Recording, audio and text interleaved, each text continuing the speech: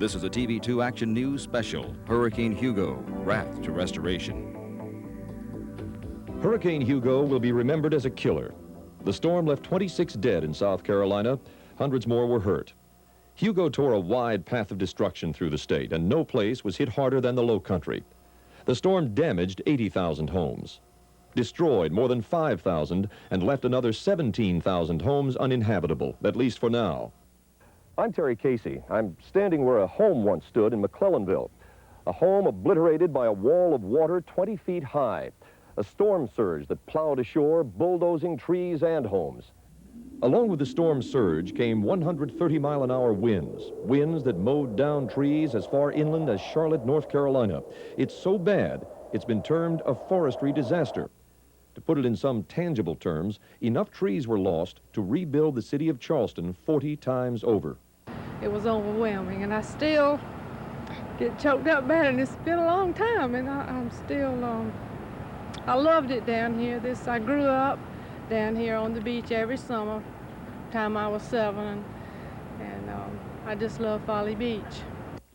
This was a storm that touched everyone. Perhaps it was your car that was hit by flying debris, or maybe it was the roof on your house. For others, it was their place of work, and thousands of people are now out of work due to the storm. I'm Leslie Lyles. In the next 2 hours, we will take you through the darkest moments of the storm and the days of chaos and despair that followed. But there are also stories about people fighting back, neighbor helping the Low Country to rebuild. Everybody's pulling together, and the children to the grandparents are all here, and we've got folks that are coming from everywhere, to bring us supplies. The storm has changed the face of the Low Country forever. Homes can be rebuilt, but it takes generations to replace the trees. Damage from Hugo is estimated in more than $3 billion, but no one really knows. Some damage is still to be discovered. Tonight, more than 2 weeks after the storm, thousands of people remain homeless, trying to survive on handouts from the various relief agencies that have been working around the clock.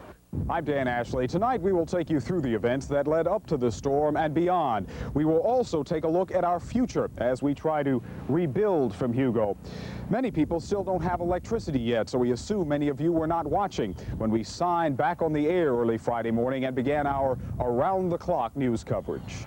Some of what we will show you tonight comes from our live coverage, but you will see plenty of stories and videotape that we haven't had the chance to show you yet. It was on cinder blocks, and it was okay. It was a big house, and it was pretty strong, but not stronger than that. And I don't have anything left. By Monday, September 18th, we knew that Hurricane Hugo may come up the eastern seaboard and be a threat to the Charleston area. We had already seen the destruction Hugo had brought in St. Croix in Puerto Rico. We knew Hugo was a killer. I'm Rob Fowler. We started bringing you hourly updates on the tracking of Hurricane Hugo. We also told you to prepare in terms of buying supplies. By Wednesday, Hurricane Hugo had gotten stronger and continued moving toward us. A hurricane watch was issued. Nails, hammers, and plywood are in hot demand tonight on Folly Beach. Residents are boarding up their windows and doors in hopes of saving their beachfront property from the vicious storm. You worried it may go this time? Well, I'm not worried. I'm reconciled to it. So, if it goes, it goes. We've enjoyed it for 35 years, so what else can you ask? Mary Connor's backyard is the Atlantic Ocean. 4 generations have lived in this wood house, and Connor hopes it's still around for the 5th, but she isn't holding her breath. The Tetrick family is just as pessimistic. Pictures were removed from the walls today and lamps dismantled, just in case the windows shatter.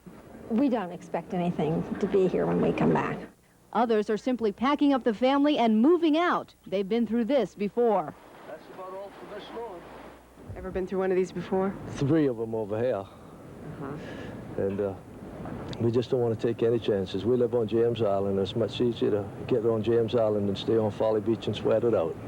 Here on Seabrook Island, only a handful of houses have been boarded up. Many of the residents don't live here year-round, but time is running out to protect their investment. Over on Bohicket Creek, some boat owners have put their vessels out to sea. Others are tying them down at the docks and waiting out the storm. Hospitals in downtown Charleston are preparing for the worst. Most of them already have emergency disaster plans, and now hospitals are putting their plans in gear. That may include sending patients home. Those that are not absolutely required to be in an acute care hospital will probably be asked to triage out to other facilities or to their home. But for those patients who can't be discharged, extra supplies are being brought in. Roper Hospital brought in 700 gallons of bottled water and will receive 1,000 more gallons by tomorrow. Hospital officials are also checking their generators to make sure they're ready to go. At Roper, the system generates enough energy to power the half of the hospital, which will be needed most during the storm. We're calling family members this morning to just alert them that we are preparing for evacuation. Nursing homes are also making plans for the hurricane. Sandpiper Convalescent Center in Mount Pleasant will be sending patients to homes of relatives or placing them in hotels. Those who need 24-hour supervised care will be placed in hospitals. We're in constant contact with emergency preparedness, so they will advise us. And it will be a joint decision between our administrator and emergency preparedness as to when we go. That could be as early as tomorrow. If the hurricane continues in our direction, most hospitals say their emergency plans will go into effect tomorrow, which means their staffs will begin working around the clock to keep the hospital in operation during the storm. Angela Brown, TV2 Action News, Charleston. Ladies and gentlemen, Charleston County is now under a state of emergency. It is anticipated that Hurricane Hugo will be in the Charleston area earlier than first reported. Gale force winds are predicted by 3 p.m. tomorrow, Thursday, making weather conditions and travel conditions very dangerous.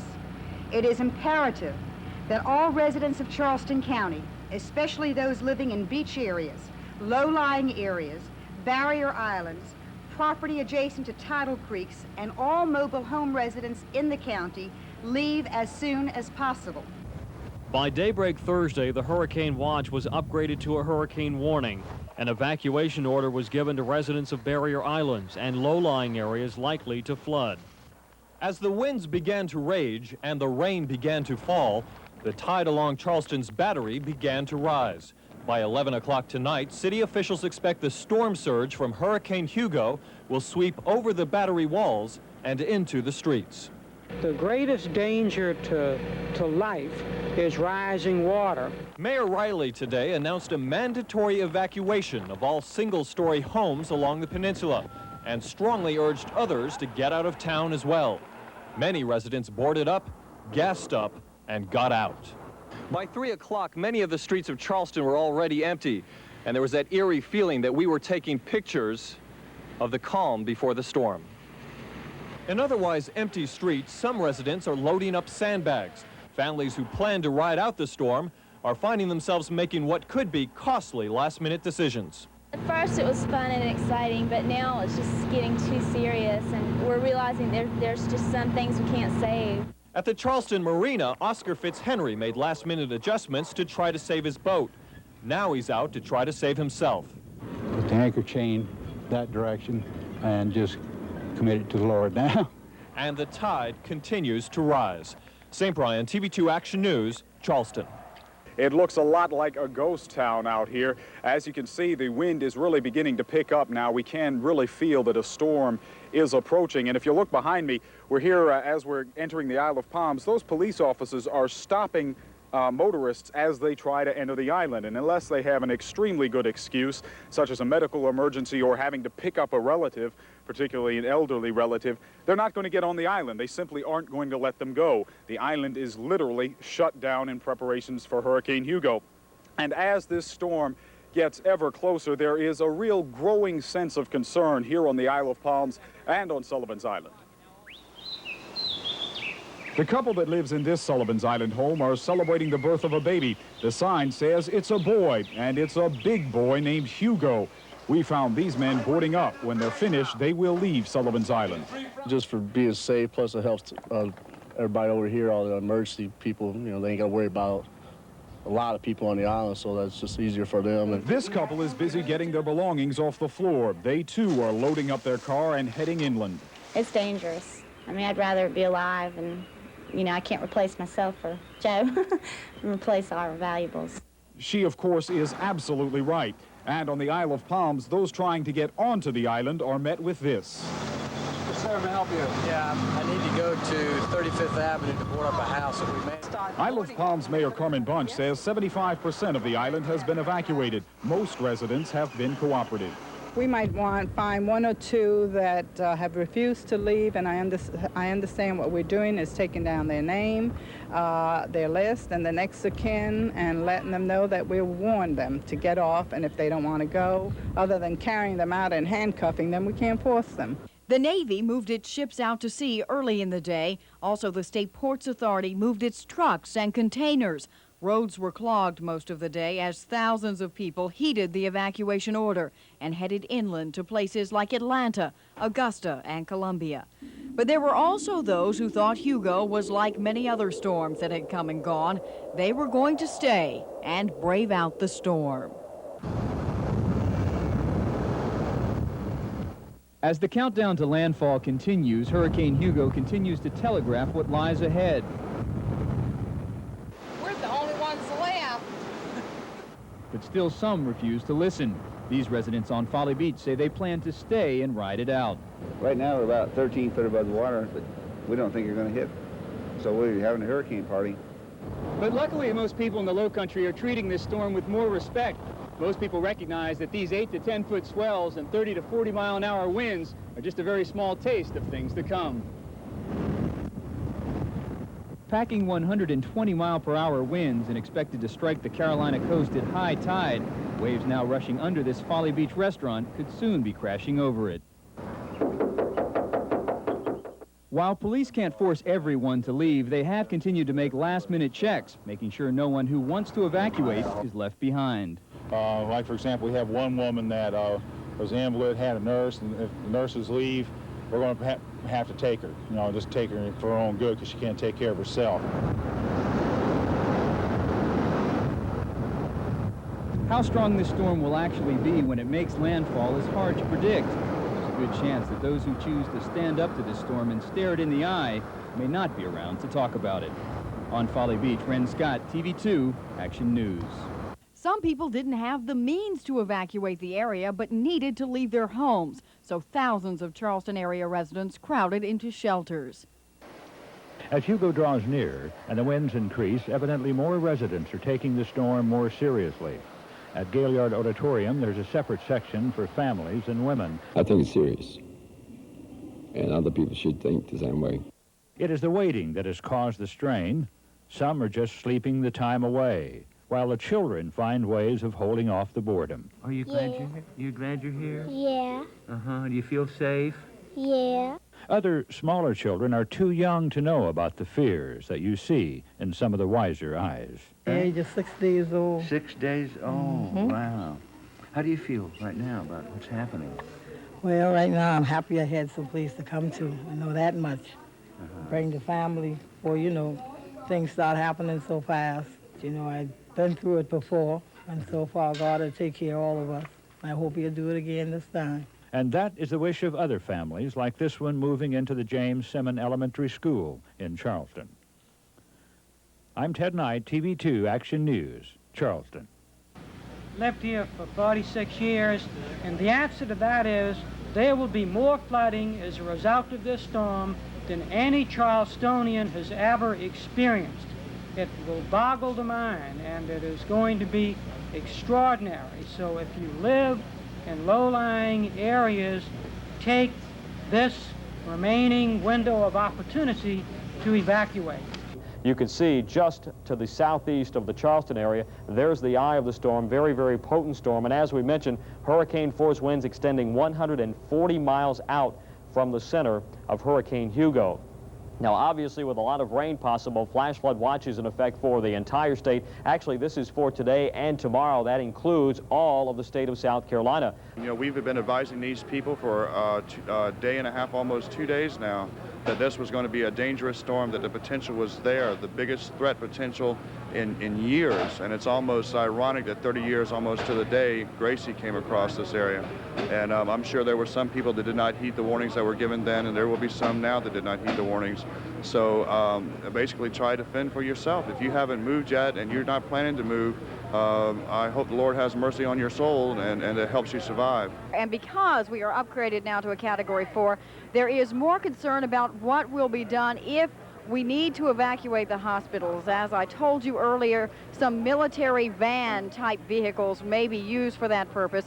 Also, FCE&G buses have already been used to evacuate at least one nursing home. These buses will become crucial throughout the storm for evacuations, especially evacuations of patients. Hurricane Hugo.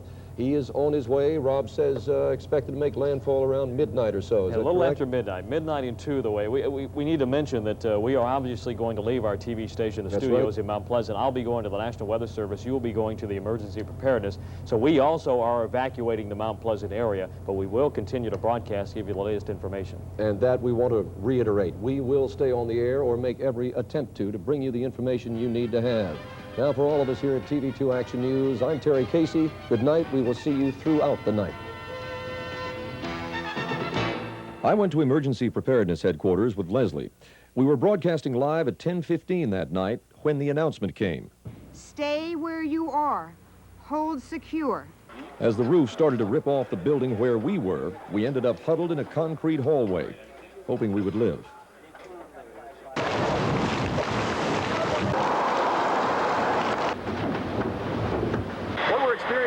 Right now is the eye of Hurricane Hugo as it passes over the Charleston area. And it's only during this time, the calm, the temporary calm, that we're allowed to evacuate the Emergency Preparedness Center. Where were you during Hurricane Hugo? That is a question that will be asked over and over again, similar to the shooting of JFK. I was here at the National Weather Service office in North Charleston, keeping you updated on the storm using their radar. It was quite scary here. A couple of times it sounded like the roof was being pulled off, and many of us ran down this hallway to the bathroom for protection. Terry Leslie and I kept Dan Ashley updated by phone. It was nearly midnight as Dan was doing an update from the transmitter. It wasn't very pretty, but Dan was the only broadcaster left on the air in the Low Country. If nothing else, it was information. Good evening, everyone. Dan Ashley reporting live from our transmitter facility in Arundel. I spoke with our weather person, Rob Fowler, just a few minutes ago. He is at the National Weather Service office in North Charleston. He describes a very serious situation where he is right now. The eye wall, apparently, Rob tells me, is now moving across Charleston. That is when we expect that tremendous storm surge. We've heard reports of up to 18 feet of water. That is now, the eye wall is now moving forward across Charleston. The eye will not yet hit for perhaps another half hour or so. It's just off the coast now.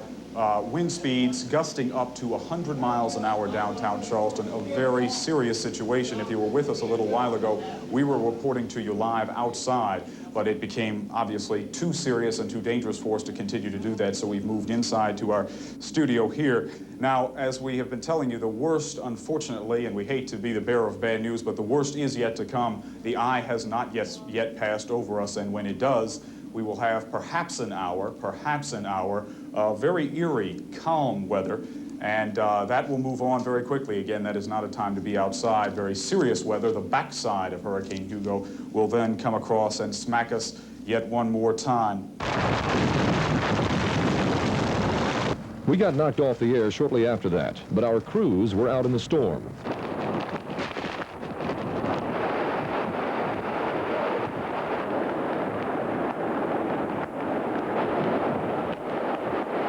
Right now it is 10 o'clock on the battery. Hurricane Hugo is just 2 hours away, and the rain is stinging all of our faces. We really shouldn't even be out here. That's great. Yeah, why are you out here? Why not? They got nothing better to do. The lights out at the house.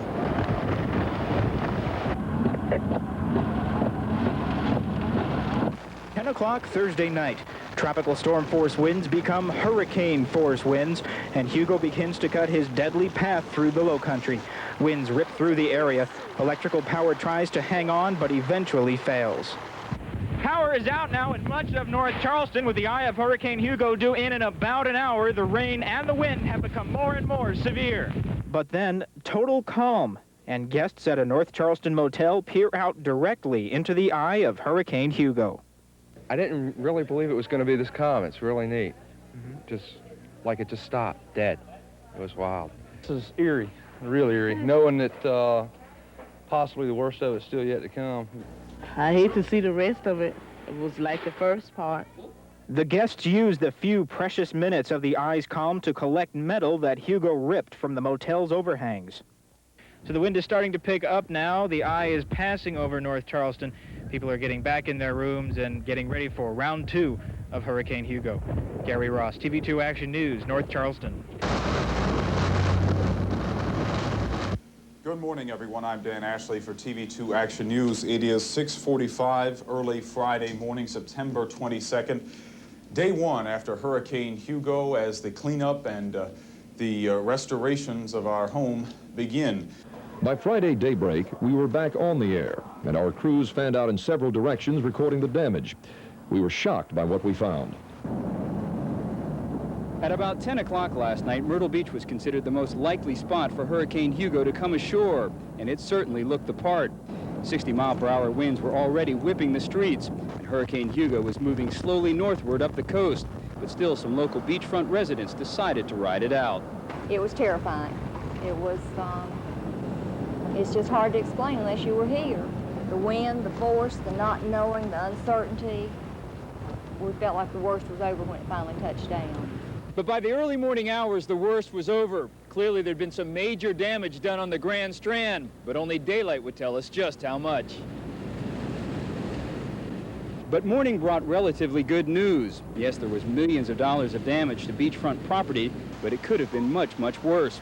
Myrtle Beach did get winds upwards of 100 miles per hour, but it did not get the 17-foot tidal surge that hit further south.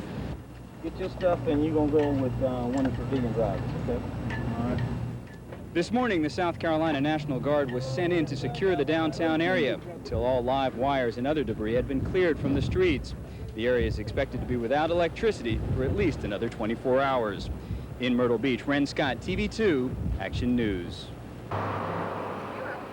Hurricane Hugo ravaged Mount Pleasant's pricey Sneef Farms development. Winds of up to 130 miles an hour whipped through every neighborhood. And while most of the houses withstood the storm, wind laid waste to yards and streets everywhere. Many of the residents of Sneef Farm were proud of their tree-lined street, but now they're paying an unexpected price for the scenery. Joe Maupin's front yard was once one of the best kept in the neighborhood. Today, he climbed over tree limbs to get inside a home, which was also invaded by a fallen tree limb. Well, I got, a hole in the roof that's come down through the attic and into the second floor. And then, of course, outside, where there were 200 trees, there are probably 25 left. Buzzsaws are the rallying cry as neighbors help each other clear the trees from the roads and from the roofs. Oh, no, y'all getting it, not me. A large oak tree crashed through Barbara Francis' roof. Rain, insulation, and roofing followed. And water came in later. It sounded like a little waterfall coming in. And it hit his room, it hit the playroom, and it hit this room. And this room looks the worst. Many of the houses in Sneef Farms are not only more expensive than elsewhere, but better built. They held up well despite being close to the eye of the storm. Up the road near Awendaw, tin shacks collapsed into worthless debris. Speculation is that 3 out of 4 trees in the area have been knocked down, and lumber companies are expected to help with the cleanup. Meanwhile, on Sneef Farm, cleanup has begun, and most of the neighbors tonight are not trying to count the trees, just their blessings. St. Brian, TV2 Action News, Mount Pleasant. By early this morning, it was obvious this was not the city that we had left behind. Debris and glass is strewn all up and down King Street in downtown Charleston, and police are fighting off looters. The city marina has displaced itself with large vessels in the street and in somebody's front yard. Even a barge has come a-calling. People who remained in the city took to higher ground. So we took about 1.5 feet of water through the whole downstairs. Right now it's about 1/2 inch deep in mud down there. But it all settled. All the sewers start backing up. We watched out of the window up there and we saw the shed pick up and move over the top. This is a 10-foot hedge that was on the side of it, and it went over the top of that. And then we heard loud noises, and we never saw the tree go down. It was just all of a sudden one big loud noise. Along Charleston's battery, there was about 6 inches of water, much less than originally expected. Charleston's historic homes along the battery remained true and steadfast. Charleston's White Point's garden did not. Trees along the battery park were chopped to bits by Hugo. The holy city looks as though it has been scorned, with churches some of the city's saddest sight. This renovation project is now hopeless. But as bad as it may seem, the situation is not. Where there are people, there is hope, and most of the people were able to get out in time. Okay, thanks, Leslie. I think we want to head back to Allendale, where we're transmitting from. This is our backup TV2. Our studios, as we mentioned, sustaining some damage from Hurricane Hugo as well, so we won't be able to broadcast from our regular studios, but we are continuing to broadcast and staying on the air from Allendale, our transmitter site, and that's where Dan Ashley and a host of TV2 personnel are located right now. Dan, back to you. Thank you, Rob. And Leslie, as you mentioned, our transmitter facility here in Allendale has done us well. We had a team of crack engineers who absolutely broke their backs all night long to keep us on the air. We did get kicked off for a while, but they were able to get us back on first thing in the morning. They've done a fantastic job. Hugo had torn off part of our roof and ruined some editing equipment at the station. If you saw our 6 and 11 o'clock newscast on Friday, you saw Terry Casey anchoring outside of the National Weather Service, a temporary broadcast site. Back to our hurricane coverage, taking you now to North Charleston. It certainly didn't escape the wrath of Hugo when he hit, and what seemed to be a forest of trees was cut down by Hugo's winds. Trees and power lines crisscrossed streets and highways. Roofs and paneling were ripped from more homes and other buildings than really you could count. It was staggering just to drive, for example, down Rivers Avenue, which we did last night, or rather early this morning, and it still is staggering, even in the daylight. Crews are going to be back on the streets tomorrow morning at first light to resume their cleanup efforts. But by Saturday, we were back in our studios. Not exactly like normal, but with an effective new tool. Eagle Sky 2 was sending back live helicopter pictures that gave some their first look at the Isle of Palms and at Sullivan's Island.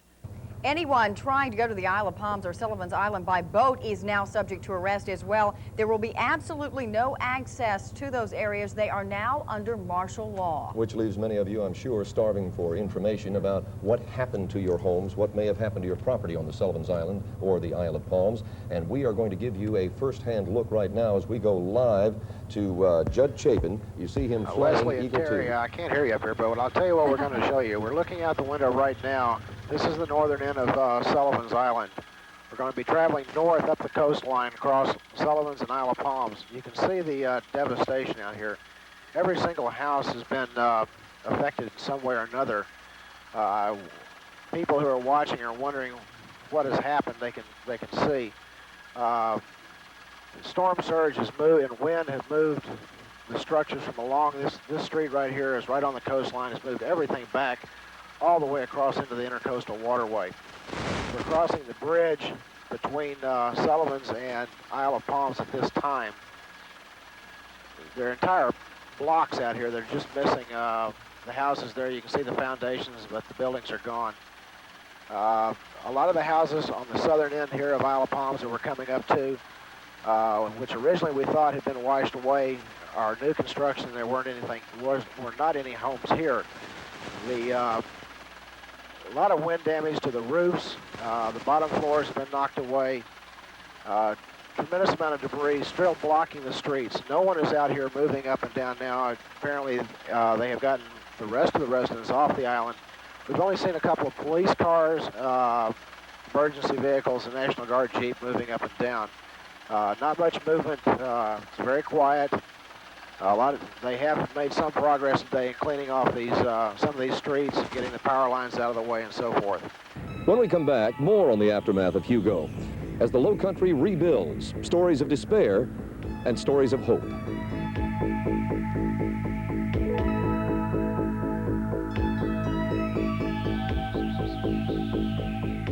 The low country will never forget the power of Hurricane Hugo. If you'd like a VHS copy of WCBD TV2's program, Hurricane Hugo, Wrath to Restoration, send a check or money order in the amount of $14.95 to the TV2 Disaster Relief Fund, in care of WCBD TV2, Post Office Box 879, Charleston, South Carolina 29402. Please allow 3 to 4 weeks for delivery. All proceeds will be donated to the Low Country Disaster Relief Fund. Battered but not beaten. That's our new motto at all Gene Reed dealerships.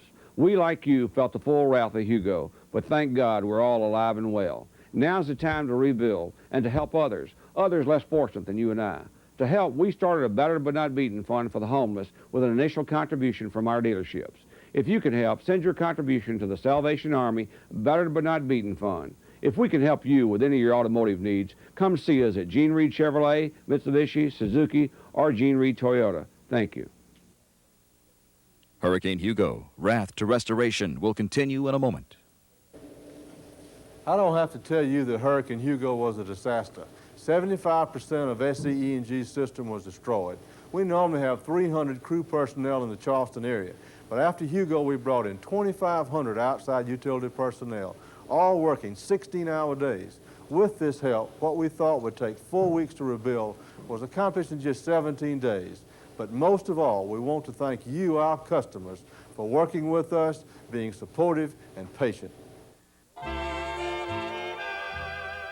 Remember Thanksgiving dinners at Grandma's.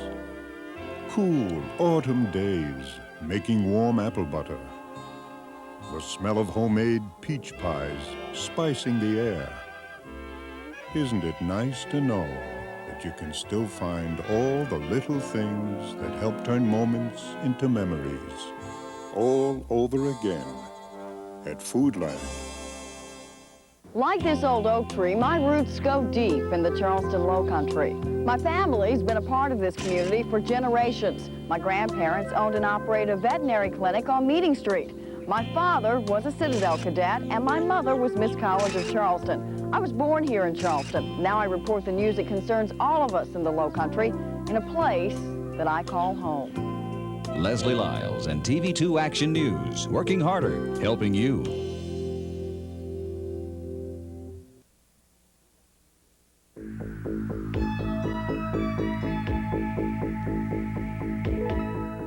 Got nothing in there left. I'm staying with somebody else. No place to sleep, nothing, eat nothing. Just gone.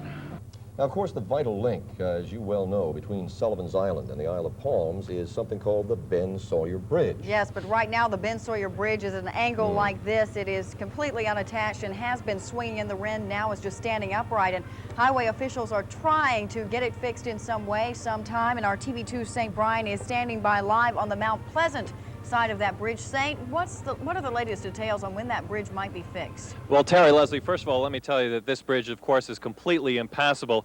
I took a walk to the edge just a few minutes ago, and as someone who crosses this bridge almost day in and day out, it's really a tragic sight. Isle of Palms Mayor, this is the latest, Isle of Palms Mayor Carmen Bunch has asked Governor Carol Campbell for a makeshift bridge to help people cross, but highway officials say they really can't give an estimate as to when any kind of makeshift bridge or pontoon would be able to connect the island with Mount Pleasant. Now, earlier today, we toured this bridge from chopper. Let's go to those pictures and we can show you what it looks like from high in the sky. Hurricane Hugo whipped the bridge every which way but loose. The concrete below the gear shift has cracked. Highway officials have estimated it will take 5 to 7 days before they really can start work on the bridge. The idea would be to lift up and secure one side of it, try to put it back in place. Now, the Army Corps of Engineers would have to then monitor any of the traffic crossing just to make sure that the bridge is safe. And of course, if you're trying to get to the bridge at this point, the thing to do is to, you're not going to be able to get across, of course. If you want any information on what's going on in Sullivan's Island or on the Isle of Palms, the idea would be to go to the Mount Pleasant Holiday Inn on Route 17. They have liaison officials there who have toured the island. Maybe they can help you out with the property, but right now there's just no getting across. And of course, if you do get across, even by boat, you'd be arrested. So just don't even think about trying to cross into Sullivan's Island or Isle of Palms. We're circling an area near Island. One of the problems that these people have out here is that they have so much damage from tree limbs and tops of trees and whole trees falling on everything. They have no power. Normally this time of night you'd see lights scattered all over out here, and now it's going to be dark. They don't have the word. They've asked that people not burn in this area because there's not enough water pressure or water to fight any fires if they got out of control. So people like this down here have no way of knowing not to do what they're doing, to burn their trash and rubble. The destruction in this area, I think, is as bad or worse than any place I've seen anywhere along the coast. There is a whole community here coming up on our left front as we pass over it that is almost every house has been destroyed. It's like nothing I've ever seen. It's almost like a war, I guess you could say. Just everything in his path is gone, destroyed. There are people in this area. They're allowed in here, but it's not like the Isle of Palms. They've been in this area all day cleaning up. This is the area I was speaking about earlier where the older gentleman rode out the storm, said he would never, ever do that again. You can see this destruction out to our left now as we come across. It's absolute, total destruction of everything out here. Some of these were 2- and 3-story homes on stilts. They just disappeared. All you see is rubble, a few foundations, empty swimming pools.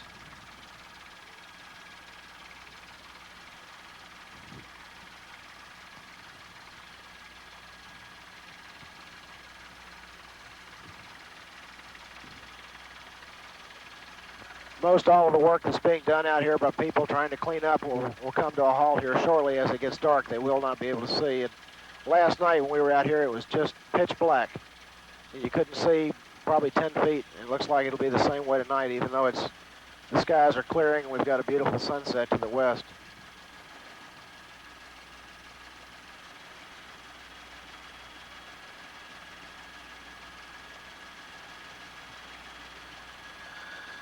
And that's it from our end up here, Terry, Leslie. We'll take it back to you now. Yeah, today the Reverend Jesse Jackson came to Charleston because of our tragedy and devastation here. He is trying, of course, just to spread a little hope to the people of Charleston and the outlying areas. TV2's Angela Brown has details. The fury of Hurricane Hugo is over, but its destruction has crippled all of Charleston and surrounding areas. The damage is so great, many people wonder if their neighborhoods will ever be the same. But today, the Reverend Jesse Jackson paid a visit for personal and motivational reasons. I have friends and relatives here. I'm from South Carolina, and so I am concerned. I'm delighted that in the face of all of this tragedy and pain and loss of property, that human lives have been saved. These are some of the neighborhoods Reverend Jackson visited. Jackson says he is stunned by all the damage, but says it's now time to rebuild. He's encouraging people to do just that. Many of the young people who are unemployed and unskilled should really have a chance now to learn to become roofers and brick masons and plasterers and painters and help rebuild a new Charleston. Jackson says when he gets back to Washington, the Rainbow Coalition will work to bring food and other necessities to damaged areas. He says he will also fight to get aid for Charleston. The storm turning trees into toothpicks and uprooting houses and cranes is just an amazing and awesome display of God's power when he speaks. On the other hand, I think about how many people are standing in food lines, but thank God food is at the end of the line. You could be standing in lines at the funeral home watching the remains of a loved one. So tonight, many people in Charleston have a little more hope, which makes it easier to put their lives and their homes back in order. I need water, I need cold water, I need food, my baby needs Pampers. We can't live here. Early this morning, people began forming long lines wrapping around the Sam's Wholesale in North Charleston, hoping for a chance just to buy the bare necessities. Some candles, breads, maybe some matches and stuff that we're going to need for the rest of the week until the light comes back on. And while Sam's was selling at cost, others were not. About $1,000 just for one generator on gas. And how much can you usually sell them for? $200. Other profit makers seemed in poor taste. This shirt cost $13. I got a Ramada Inn. A guy made him, I think Friday night. He was from Atlanta. But not everyone was trying to make a profit. When a cup of coffee was like a cup of gold this morning, these ladies were giving it away for free. We've been pouring coffee since 6 o'clock yesterday. We got a generator, and that's all we can offer. What my daughter said, Sherman couldn't destroy Charleston, and neither could Hugo. Other luxuries are long gone. Generators are being sent from Savannah to get this gas station pumping again. Wishful motorists began lining up at 7 o'clock this morning. trying to get some gas. I lost my whole home. I lost everything. By noontime, tempers were flaring. The station is right there. We have the gas, right? The generators are there. Why can't we get somebody to open the station so we can get people moving and stuff like that? Why have them wait here for 4 hours? And the situation is only going to get more frustrating until safe drinking water and power are restored. But judging by the looks of the South Carolina Electric and Gas building, it could be a long wait. Leslie Lyles, TV2, Action News, North Charleston. In the wake of Hurricane Hugo, this section of Awendaw resembled a war zone. Falling very close to the eye of the storm, the area was hit with a 12-foot tidal surge, turning dozens of homes into piles of wood. Residents Kim and David Hendricks said they were apprehensive about evacuating, but today they surveyed the damage and thank God that they did. And I thought maybe the trailer would be tipped over, or maybe sideways or bent up, but I never imagined that it would just be gone. Everything gone. He said the water was like 10 or 12 feet here and just some pluff mud everywhere and all our stuff, and we're just digging through. Have no hope to find it all. But as bad as Awendaw was hit, the barrier islands may have been hit even worse. It could be weeks or even months before the damage is sorted out on Sullivan's Island in Isle of Palms. Isle of Palms was ground zero for Hugo. Winds gusting up to 140 miles per hour turned up a 17-foot tidal surge that pounded island homes throughout the night. Perhaps the most vivid example of Hugo's strength was its destruction of Yacht Harbor.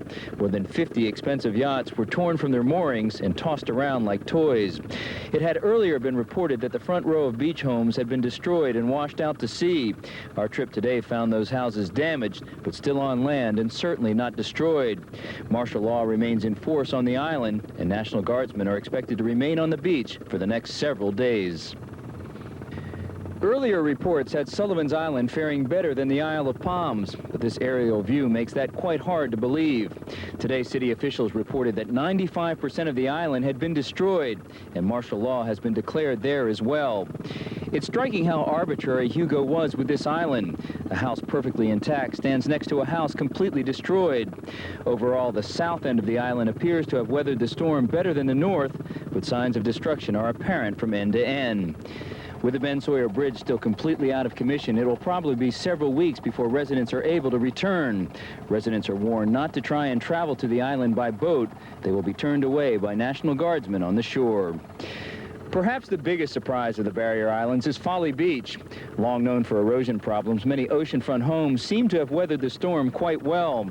But there are dozens of signs of Hugo's fury, including the landmark Atlantic restaurant, now nothing but pilings in the sea.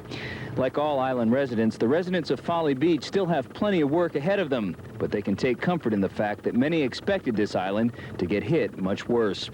Flying in Eagle Sky 2, this is Ren Scott, TV2, Action News. We have snakes. You know what? Snakes have left their half of that. Yes, are you going to go with shoes or boots? No, ma'am. I don't want to go. Okay, well, that's what I'm telling you. We're trying to clear that so you all could get there and be safe. Isle of Palms Mayor Carmen Bunch set the record straight this evening. No residents will be allowed on the island until Monday. Bunch declared martial law after Hurricane Hugo blasted the island and destroyed many of the homes. But residents want to see their property now. Martial law is one thing, but my God, these people are just trying to find out what's going on at their homes. That's all they want to do. Let them go, check in, show proof of residency, and walk to their homes and look at it and leave. That's all we want.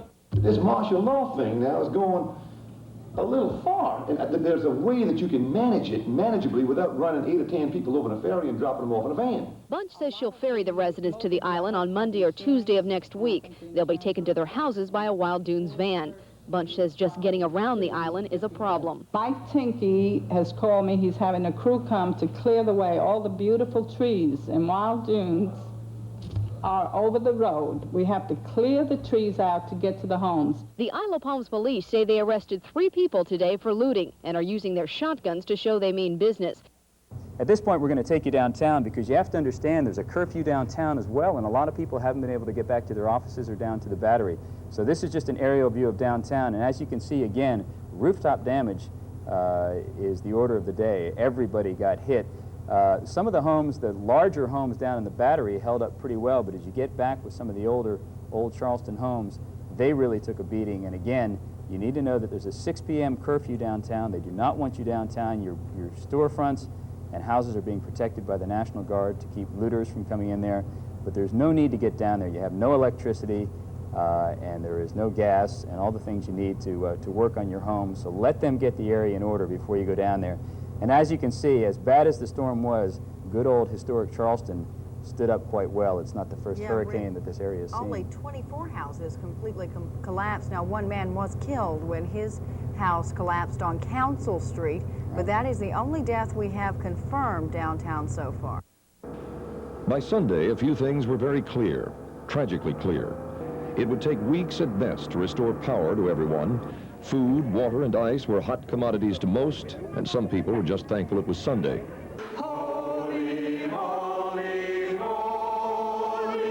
Voices rang through First Scots Presbyterian Church this morning. The congregation sang of praise and thanks despite the destruction Hurricane Hugo had done to many of their homes. When the storm had cleared, many realized they had lost everything except their faith. Our history is that of a hardy people who have withstood earthquake and war, fire and storm. Increase our faith that today, relying on you, we can become examples to our descendants of what it means to be committed disciples in the face of destruction. The mood at this church was calm but grew emotional as they continued their service of prayer and song.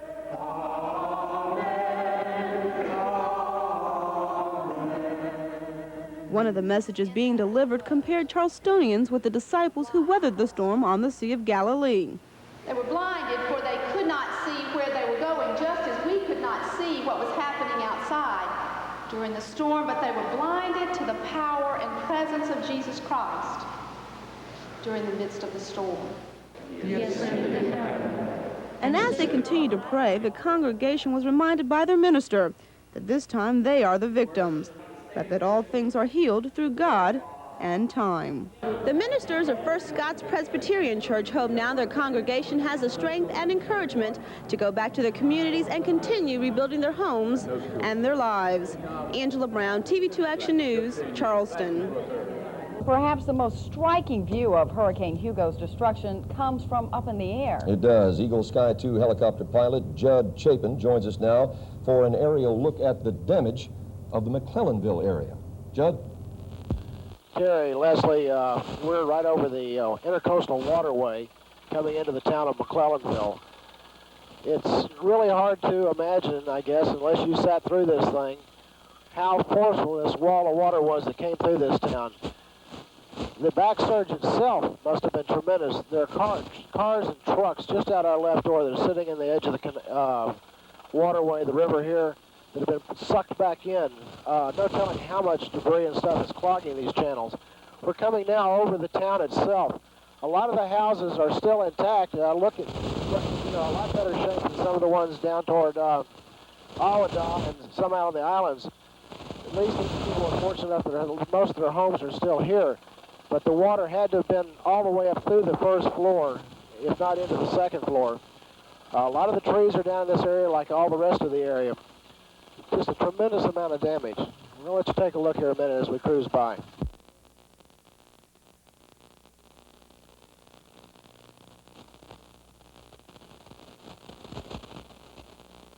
And we're coming up on the west side of the town near the shrimp docks. These people's main livelihood up here is fishing, shrimping, and so forth. Their homes are not only touched, but also their businesses. There's a house coming up here across the river, you'll see. This is on the south side of the river from the town itself. These folks now have about a half dozen or better new residents in their backyard, all fishing boats.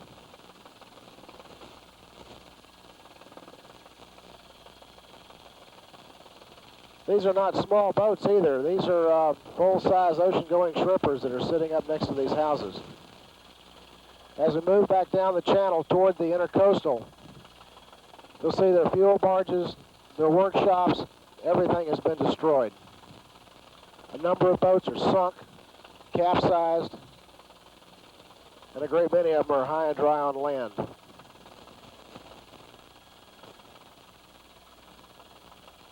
One of the problems they're going to have here once they get through the cleanup is the ecological effect it's going to have on this area. A tremendous amount of oil and fuel has gone from these ruptured boats. There was a large fuel storage tank here that's ruptured. All of that has gone into the intercoastal and out into the wildlife sanctuary here offshore. All right, well, you know, a lot of people have been working, as you heard, and as you hopefully know by now. One of those who has been doing an excellent job up to and during the hurricane is in the Charleston area, but he doesn't live here. He makes his home down south in the southern part of Florida. His name is Robert Sheets. He is director of the National Hurricane Center, and he is with? He is with our own Dan Ashley, and they are downtown. They are not at our weather center, they're downtown. Dan, what is Mr. Sheets doing downtown? Well, we're going to ask him and find out, Leslie. We were standing down here getting ready to do another live report, and who should walk by but Dr. Bob Sheets of the National Hurricane Center. Tell us first what you're doing here, Bob. Well, of course, we were looking to see the damage itself, doing a little bit of survey, see how high the storm surge came up, and here I came in this area, and some nice lady let me stay there last night, and I'm going to stay there tonight, I think, unless they throw me out. What is your sense of the damage that you've seen here? In the Charleston area, I think that it's not unexpected. Not unexpected at all, the degree of damage here as compared to out on the barrier islands. We've seen here on Sullivan Island and, of course, on Isle of Pines and up in the Wild Dunes area that I think it was more than I expected. I flew across that area yesterday. We did a whole survey across there yesterday morning, and from the air, it didn't look as bad as it does from the ground. That's what other people have told me as well. Now, you've said, obviously, you've seen many a hurricane. The damage from this one, you say, is impressive, given the others. No question about it. I've looked in the wake of Hurricanes Frederick and Anita and Elena, and we've done similar surveys, and I think over area-wide that this is more damage. Now, some others I've seen it where on the barrier islands they've swept it clean and there was sand. Now, here most of the houses, or many of the houses, structures are still there, and I think that's what fooled us from the air, because you get down below and you find out there's a lot of damage in those houses. All right. Are you still studying Hurricane Hugo, what we really felt here? Are you still reviewing the information? Right. We'll put it all together. One of the key things in our program is what we call the slosh model, the storm surge model, and that was the key that was used for the evacuation process here in the Charleston area. And so we now go back and make sure that the model did it right, and I think it did pretty well. I think the one thing we have found here, and we knew that at the time, was we're lucky. If we really look at this hurricane and see what it could have done had it been 20 miles farther south, and then Charleston would have been in the core of the problem. As we went up the inland waterway here today, and you go by the Isle of Pines and up onto the Wild Dunes area, and you see the tremendous rise in the storm surge. Just down here, it's around 7 to 8 feet is my best estimate right now. But down there, it just rises up to it's probably 15 or a little bit higher than that. And if you get over in the wildlife area over there, I suspect somewhere around 20. So shift it 20 miles, and you got a big problem right here. Okay. Dr. Sheets, thank you very much. A nice surprise to see you here. I know you'll be in town for a couple of days evaluating what has happened here. Thank you very much, Dr. Sheets. Well, we'll go back to you, a surprise visitor, someone we talked to long before Hugo hit, and he's here with us now again. Terry and Leslie. Meantime, Ren Scott yesterday took an aerial tour of damage around the barrier islands in Charleston County. You went to a different place today, didn't you? Yeah, well, yesterday we were out in the barrier islands. We're on Folly Island, Sullivan's Island, Isle of Palms. And the idea is we can get up in the air in our helicopter and see and show people what they can't see. Today we took a little different turn. Today we went out and picked up, just Judge Chapin showed you a little earlier what was happening in McClellanville. I'm going to pick it up just a little bit south of McClellanville and show you that the extent of the damage goes all the way down the coast. And what we're going to do here, this is an area right around McClellanville, just south of McClellanville. And what you can see here is all this debris was picked up in the Bulls Bay area and just brought all the way inland, probably about 200 or 300 yards across the way, all the way down the coast. And we're going to stay with this for a while and just show you the extent of the damage. All the stuff strewn about, these formerly were homes. This is just not trash thrown about. These are, you can't really tell where the homes were and where the debris is just strewn, but it's like this for miles and miles and miles down the coast. And if you look at some of the objects you see there, there's a refrigerator.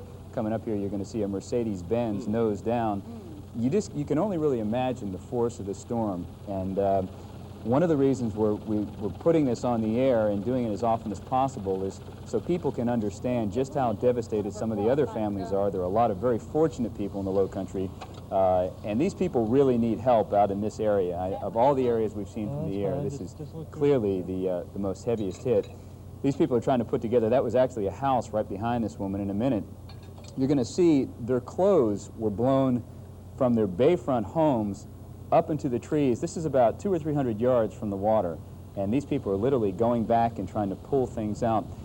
Pelicans are just starting to come out. The force of the storm blew them back several hundred yards into the marsh, and we went back there. If you try to take a picture of them, they hiss at you and come after you, so we didn't dare do that. We've got enough troubles right now, but this was the first one we saw kind of emerge, and I guess it's a sign of things slowly getting back to normal. I'm just going to let this roll for a while, because one thing that people keep asking us when we fly and land in areas is how bad is the tree damage, and is it as bad in other parts of the low country as it is right here? As you can see, Terry and Leslie, it is just devastating. There's an estimated 3/4 of the trees in certain areas are just down, and you know, if you look at these pictures, there's no doubt about it. They've just been wiped out.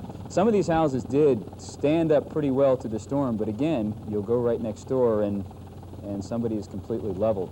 And we've just been flying around in awe, looking down at this area, and a picture's worth 1,000 words.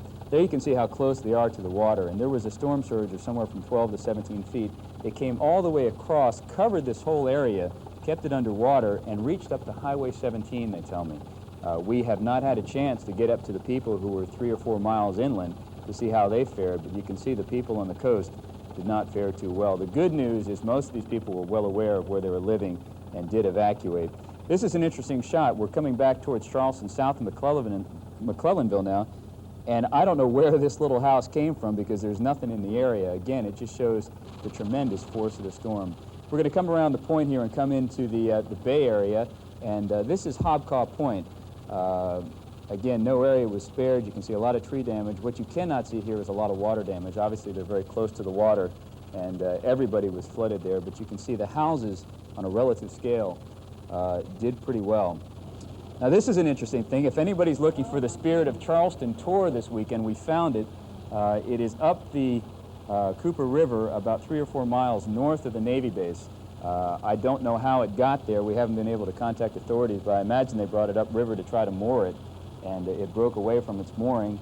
And as we were heading up towards the Goose Creek Monk's Corner area, we just came by it and thought we'd put it on the air. All around the Bay Area, you'll see Coast Guard trips like this. These folks are searching for, hopefully, survivors. There are a lot of areas where bodies have been spotted. They're not confirmed sightings. People have called and said, we've seen this and we've seen that, and we think it could be somebody floating. So the Coast Guard is certainly out there looking. This is the chicken farm run by the monks up at Mepkin Abbey. They have about 45,000 chickens there, which they will have to send to slaughter tomorrow because their housing is gone. These are chickens that they keep for usually a year at a time. They are egg-laying chickens, but they will now go to slaughter and become chicken soup as of tomorrow. We're going to move up to Goose Creek a little bit, and again, you can see this area did quite well on a relative scale. Again, a lot of tree damage, but you don't have the water damage that they had closer to the coastal areas. But again, no one was spared, and everybody is, I don't mean to belittle any part of the low country because everybody has their own struggle, and indeed, the people in Goose Creek have theirs as well, but it was not quite as bad as we saw, certainly, in the McClellanville area. And pretty soon we're going to take you to what is called the Medway Plantation. We flew out there today because we found that there were about a dozen people trapped in this plantation. They are about 15 miles off any roadway, and there are so many trees down in the various roadways getting out of there that they cannot leave the area. Luckily, they're well stocked with food, but as you can see, they had very heavy wind and tree damage, and just like everybody else, they are digging out. So I hope that helps people get a little insight into the damage around the area. Again, we're just trying to get up and let you get a view of what we've been able to see. It was a tremendous storm, and maybe you can see your home there, or you can see someone else's home and maybe find out if they're okay or report back. Yeah, it's tough to find words to accurately describe the awe that you said. You can't. You can just look at it and just say, I hope everybody got out. I hope that they got out. And one thing I can say, we've been flying around the different areas, and every time we see something that looks very serious, we land, and knock on wood, so far, every time we've landed, we've had good news. People evacuated. They're coming back to destruction, but they're alive and well, so we got a lot to be thankful for. While many people were worried about just surviving the storm, there were some doctors and nurses working to bring new life into the Lowcountry. Meet baby Hugo. That's the nickname of newborn Jonathan Fuller, born in the eye of Hurricane Hugo at St. Francis Hospital in Charleston. I was so scared, I didn't know which to be more worried about, what was happening inside my wife or what was happening outside the building. But at least I'll have a birthday to remember. Today, the people at the medical university will never forget either. MUSC President James Edwards toured the neonatal unit this afternoon. We were as prepared as anyone could be. I've never seen such courage and performance in the face of personal danger as I saw the other night. When the storm hit, 191 patients were moved into the corridors. The hospital expects to have power back on tonight, but supplies are still limited. We've had people ask for formula to take home with their babies, and we've just had to tell them we don't have that capability to give them formula. So we're asking the moms to try to breastfeed if at all possible. Area hospitals say they're only limited to helping out in emergency care situations. That means you have to be extra careful when driving, for instance, through stoplights that are down. Medical personnel are worried people cleaning up will strain themselves, that those unfamiliar with chainsaws will cut themselves. But overall, hospitals say they are coping better than anticipated and expect to resume semi-normal operating status by Monday. St. Brian, TV2 Action News, Charleston. In the next hour, we will look at some of the issues that develop in the aftermath of Hugo, the future of beach development, and the handling of disaster aid by the government.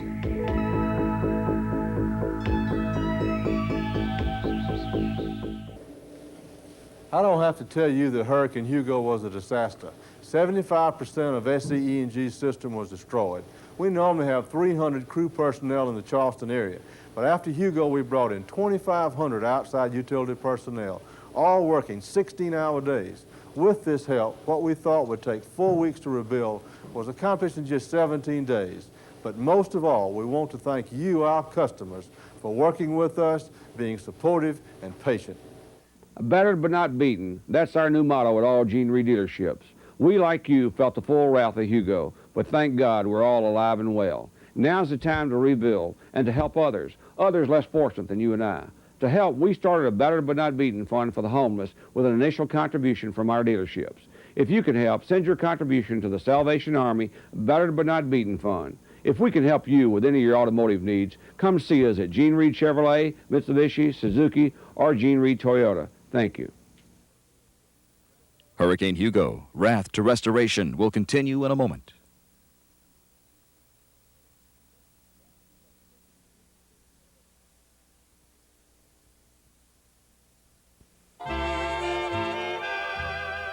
Remember Thanksgiving dinners at Grandma's.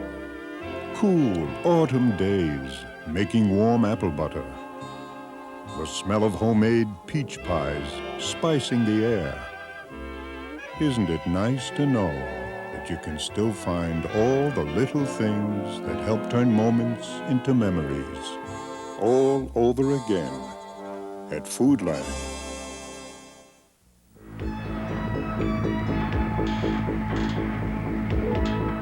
Fifth businessman down here that has a business wants to check on his business. Nobody is allowed. It's right here. Your bakery is fine. Okay. Somebody else just checked on it, a matter of fact. Oh, a man? Yeah. One of your partners. My partner, probably. Good. It didn't even get a scratch on it. That's good. More than 100 looters were arrested in the week after the storm in Charleston and in neighboring counties, but the problem never really got out of hand.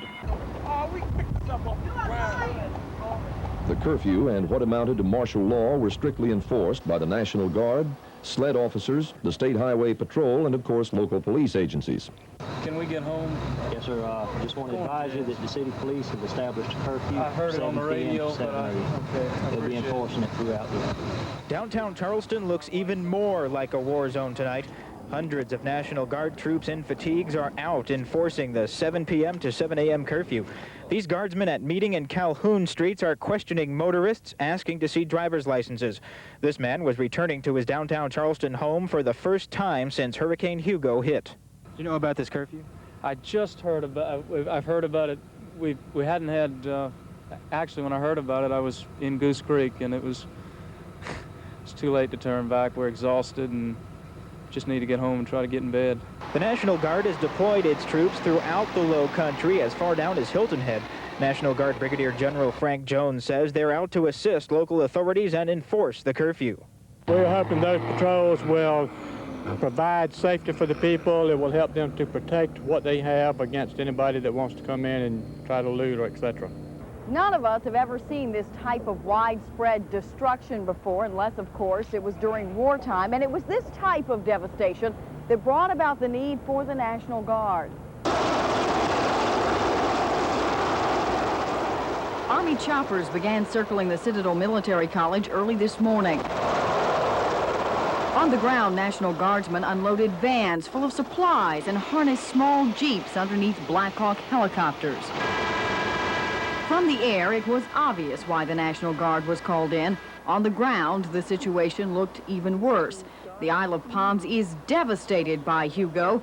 Every other building appears to be seriously damaged. Many are completely destroyed. But many Isle of Palms residents are furious about the National Guard's presence and their orders to keep residents from checking their property. A number of people have been very roughly treated and threatened with rifles and had a gun pointed at them and told that they must get off right now. And you know, people live here aren't accustomed to that sort of. People have been arrested that are not criminals. People are saying you all have fired shots. I don't know. That's a bunch of rumors. No shots been fired yet. Some shots might have been fired, but not by National Guard. I can't say as far as the civilian authorities, but National Guard have not fired. This T-shirt shop is a good example of why the National Guard is here. Obviously, looting would be quite simple, and there's plenty of danger in this building as well. When Isle of Palms residents do get back home, it is certain that they will be shocked by what they see or by what they don't see. Well, you are a criminal now. You just broke martial law. What's your current address? You know what martial law is? I wasn't born yesterday. I probably have more education than you have. So. Yeah. The barrier islands were the first to evacuate, and Folly Beach, which has had a critical erosion problem, was a prime target for Hugo. Damage was heavy at some Folly Beach homes from the storm surge. Remember the Atlantic House restaurant? Take a look. This is one day before Hugo. This is what's left. A stack of boards, a few pilings, and now a new home for a pelican. Closer to the eye of the storm and harder hit were Sullivan's Island and the Isle of Palms. The storm surge and several tornadoes, along with 135-mile-an-hour winds, shredded some homes, moved others, and mysteriously barely touched still others. But it was the residents and the homeowners on the two islands that created the biggest storm afterward. The Ben Sawyer Bridge, the only span to the island, had been sent spinning like a top by Hugo's winds, only to end up off track and tilted to the sky. It was a bizarre but effective roadblock. Residents were unable to get back to their homes, and as the days passed, they became more frustrated and more angry. With a sign saying information for Sullivan's Island and Isle of Palms so that people can go somewhere and get this information and know what? I didn't say here, I said over there where people are going. Residents from the Isle of Palms and Sullivan's Island are angry, confused, and full of questions. They want to know when they will be allowed to go back to the island to get a first-hand look at the damage. This is all they've been able to see so far. Aerial shots of what used to be a sprawling beachfront community. A curfew's been in effect since Hugo barreled through the area, and that hasn't stopped some residents from sneaking onto the island. Well, I drove in yesterday morning early from Columbia, not knowing that there was martial law in effect. I had two friends of mine drive me from behind Simmons Seafood, through the bay to the waterway, past Tollers, into the backside of the island around Station 12. I was dropped off at the dock. They proceeded on to Isle of Palms. Again, we didn't know martial law was in effect. Late this morning, an agreement was reached to allow some officials to go to the beaches. Marge Swanson, another council person, and I go into the island to talk to the mayor to try to organize an orderly process for the people to get back to the island, to check their property and start cleanup processes this afternoon. And that trip was made without the Isle of Palms police chief, who quit during a dispute with Mayor Carmen Bunch. She put the entire police department's lives in jeopardy by ordering them to stay on the island during a Category 4 hurricane. I told her it was unsafe. I told her I disagreed. She ordered us to stay, and it was only at the last minute when I countermanded her orders and ordered my men to leave against her orders. I stick with the people to the very end, and I was one of the last to leave here. And this is my city, and nobody is going to countermand my orders. I am still the person in charge, and with our council members, we'll make the decision and assume the responsibility. He is an employee that had no right to abandon ship when the people needed him more. So the waiting game continues as residents of the East Cooper beaches try to rebuild their homes, their public safety departments, and their lives. Incredible. Damn, I just had the yard cut. David Walter is a lucky man.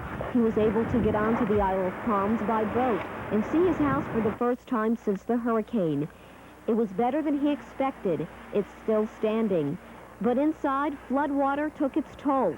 He has a lot of work to do, but realizes he was fortunate. The thing that hurts most is looking around the neighborhood, and I feel somewhat lucky that my house is standing and looking at how many people are going to really be in a position where they may never recover, and the length of time it's going to take to clean up the area. Others are not as fortunate. There's not a house on the island that went unscathed. Trees and debris block roads, but still, desperate residents tried to sneak back on the island today, despite the warning to stay away. Dave Waller wants to go to his house to see if it's there on 25th Avenue. Still not allowed to let nobody on the island. Mike and Carol Pierce could only assess the damage to their house from a boat. That'd be a lot of work. Where's that? Where do you see it? It's over there. Carol, it's in Louis' yard. It will be a long time before the Isle of Palms is livable, but it will never be the same. Monica Pellegrini, TV2 Action News, Isle of Palms. Echo 16, this is Echo 06, over.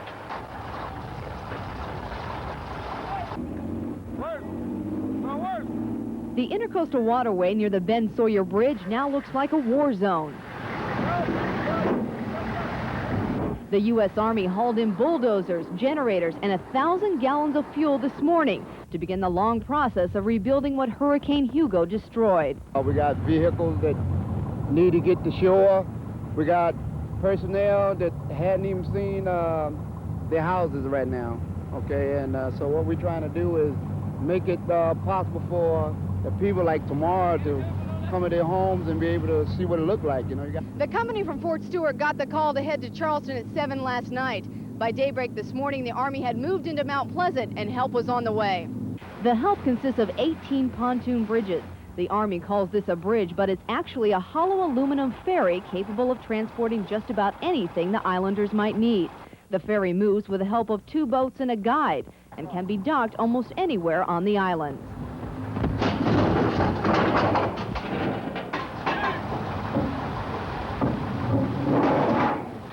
Rafting. We're supposed to be here until they get the bridge back there fixed, and then that's all we're going to do. The Army had hoped to build a bridge with the ferries from Mount Pleasant to Sullivan's Island, but they can't build it through marsh. That means the chances of a bridge to the islands are slim, and the cleanup will take even longer. Shelley Smith, TV2 Action News, Mount Pleasant. As hundreds of residents gathered at the docks, they were already frustrated over not being able to get to their homes. Some of them had to worry. If their homes were destroyed, would they be allowed to rebuild? Or would they have an otherwise worthless piece of property? I just can't believe it, you know, how they could enact a law like that for somebody's property that they own. And it just, I mean, if they live there once, why can't they build and build again and live there? On the ferry ride to Sullivan's Island, we rode by the old village. Considering it's on the water, the damage appeared to be moderate at worst, at least from the boat. On board the ferry, I talked with Myra Hills, who, in her 50 years on the island, has weathered several hurricanes.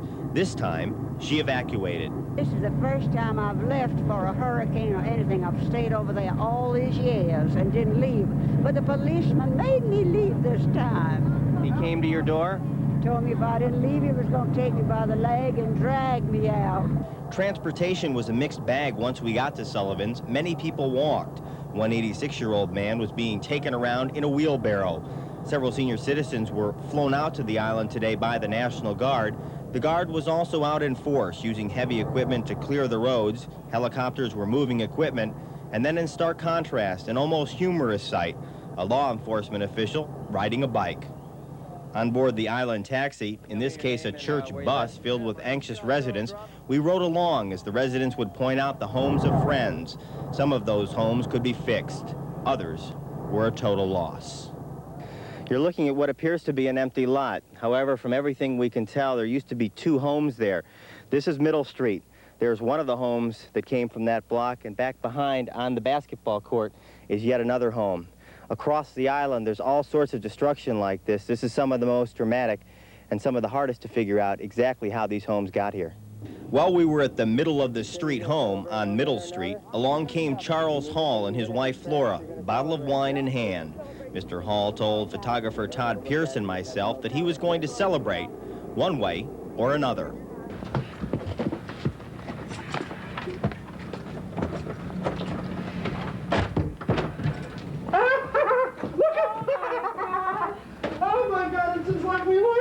Which wasn't very good. No, it wasn't very good, but look at this. Oh, I don't believe it, Charles. There is not an ounce of water or rain or anything. There's sand on the floor. Oh, well, who cares? I don't care.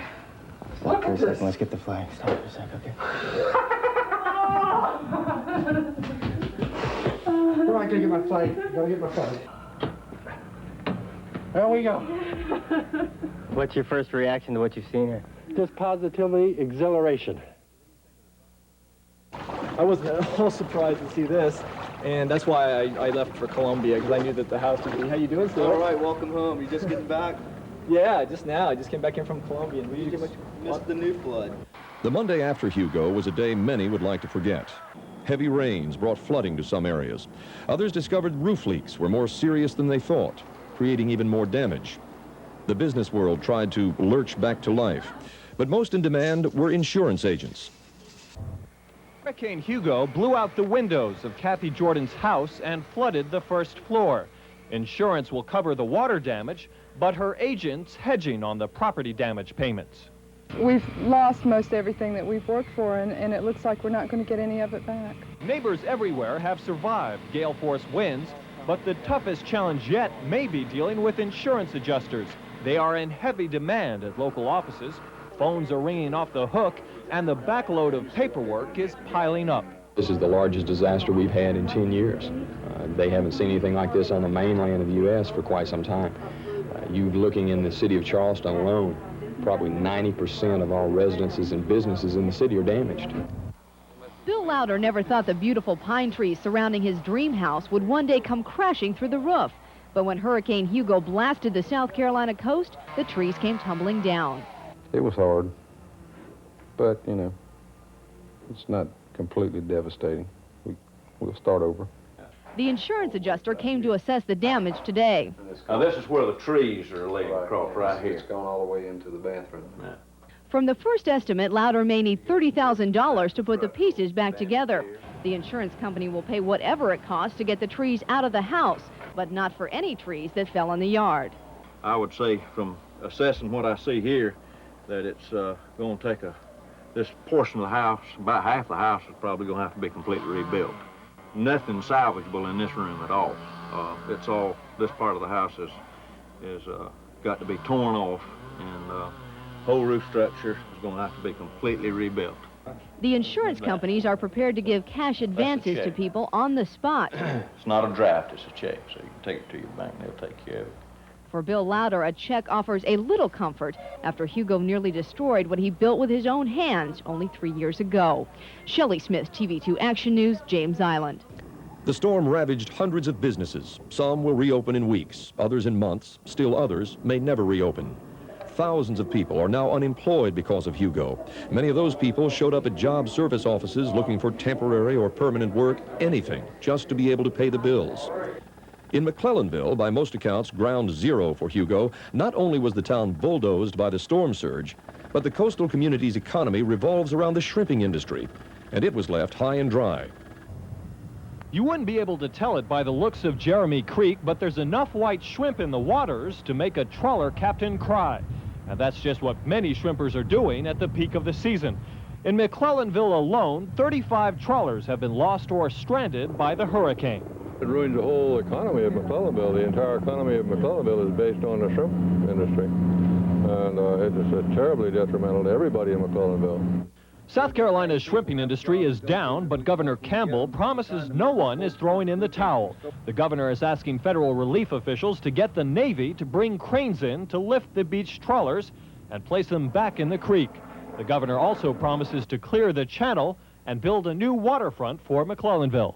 It's going to take time. You can't turn a switch and you can't build a waterfront or build a float and repair a sunken boat or replace it overnight.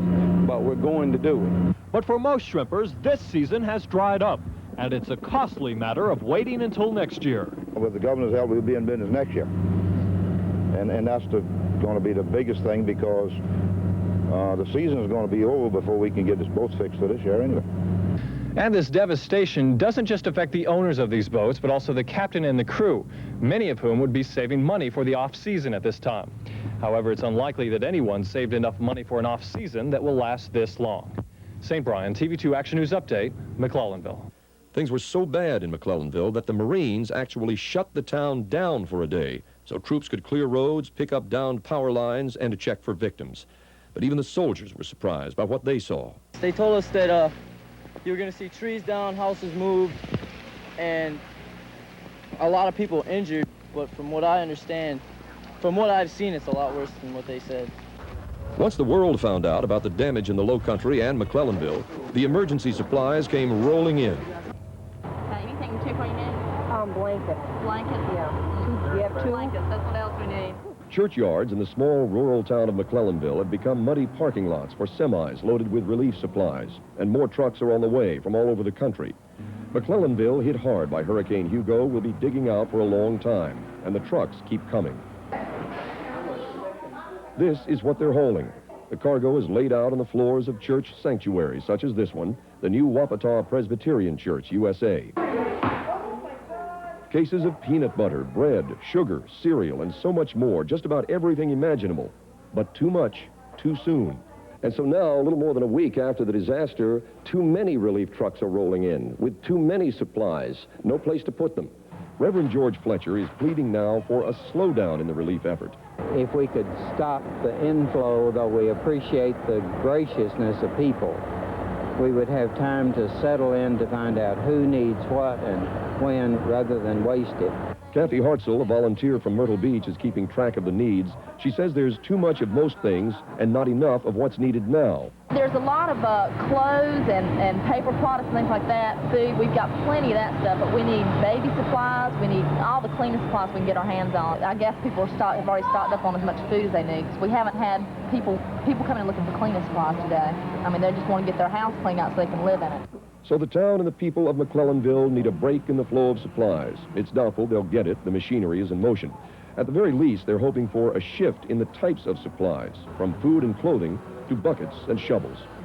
Terry Casey, TV2 Action News, McClellanville. The aid literally came from across the country, most of it by truck. We just didn't know what to expect. We thought that there would be some support and a few things sent down, but a massive effort like this is just beyond our comprehension. We didn't have any idea something like this was happening. Anything to say to the people of Ocean County? We just want to thank them. I know this is an awful lot of inconvenience for them. They've all got lives to lead, jobs and homes to go back to, and I know this has got to be unpleasant for all of them, but we appreciate what they're doing. We really do. At times, it was coming faster than relief workers could handle. And after a few days, it became obvious that we had gotten enough food, enough clothes. What was needed was money. Groups like the Red Cross and Salvation Army, working with an army of volunteers, kept the supplies flowing and kept spirits high. Of course, there were so many other people out cutting the trees of their neighbors, helping to patch roofs, and just helping in general in the cleanup effort. There are more stories than we can tell, except to say that it's that spirit of giving that's helping the Low Country rebuild. Where do we get an appointment? Well, you need to fill out one of these. I did. It's done. Okay, good. Well, then we'll give you a number and we'll This I got yesterday and filled it out. Great. So I'm here to whatever I have to. She's going to give you a number. That's fine. Desperate people looking for government aid were met with frustration. Many thought the Federal Emergency Management Agency, which is called into action in disasters, was a disaster unto itself. The system has to be better. Our wonderful national government needs to have a system that can act with even greater urgency and speed. They said with pride we're going to announce the opening of 5 FEMA offices for 17 counties. Or they said, Senator, you ought to feel good in Charleston. We got 2. I said, where? They said, over on Rittenberg Boulevard and across the Eastern Cup. I said, that's the suburbs. What's the poor fella down in the city going to do? Walk to the blooming place to apply? Come on now, you need 5 in Charleston. What are the people in North Charleston going to do? Nothing, 80,000 people and no office. And they say there's no application, no need. This is the crowd, the button you're supposed to press. They knew it was coming, they could see it down there, of course, at St. Croix and at Puerto Rico. This is the crowd, you press the button, it moves in to help. They have moved in to block. They're the sorriest bunch of bureaucratic jackasses I've ever worked with in my life, and now I've got telephone calls from within FEMA, said, Senator, you're exactly right. I've been here 7 years, and they just don't do anything. They study how to deliver the mail after a nuclear disaster. Later, Senator Hollings called for an investigation of FEMA. It took a while, but hurricane victims unable to get bank loans were able to apply for the low-interest loans to rebuild, or, if they couldn't qualify for that, a $10,000 grant of federal money. It wasn't much better for those seeking emergency food stamps to feed their families. The lines were long and the operation had problems. As the old saying goes, nothing comes for free, and if last week was the indicator, the price of emergency food stamps is long lines filled with frustration. Our kids ain't even been fed, you know? We've dehydrated our babies. I mean, our babies are raw. I mean, what are we supposed to do? God, this ain't government, you know? Many claim to have waited for as many as 8 hours in the heat, only to be turned away. As soon as we got up into the door, right, we stand a handful of people, they closed the door and said, come back tomorrow. Why tomorrow? And it's just a handful of people in front of the door. But today, here at the King Street Fire Station 9 site, things seem to be going somewhat better. In fact, provisions are being made here for people who are not strong enough to wait. What we usually do here is that we take most of the disabled, the elderly, and the pregnant woman, and we try to get them out and not having them wait in the line to keep EMS from coming by. Workers at this site say they will keep on working until everyone is seen. Other emergency food stamp sites are closing as early as 4 o'clock in the afternoon, claiming they have no light to work by. We should have lights in there. It's harder on us to do that, but we don't have it there. We don't have it in the Felix Pinckney because that area the lights haven't been on in North Charleston. You know, you can try to tell people, well, no, you come on this day or that day, but they're not going to do that. The Department of Social Services will dole out some $10 million before this effort is through, and 40,000 people will wait in these lines. Volunteers would make this misery a whole lot easier, as would generators for power. But no one seems to have gotten that far along in this emergency system that will continue throughout the weekend. When we come back, the story of George Bush's visit to the Low Country to survey the damage. But first, one of the songs that was created after Hugo, symbolizing our new spirit. Like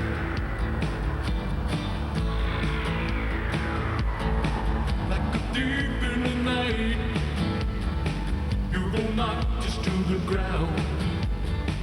If he was looking for a fight, he didn't know it down. 'Cause we've been through this kind of thing before. Earthquake, hurricane, even a war. But there's no way to keep a good town down.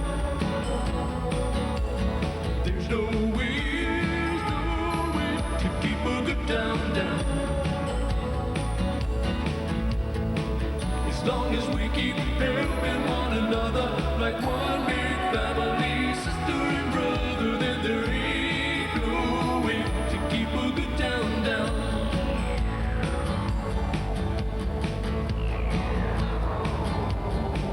All our barrier islands, oh, they're looking like a war zone.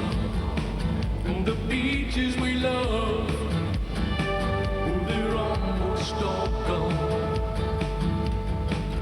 Where there's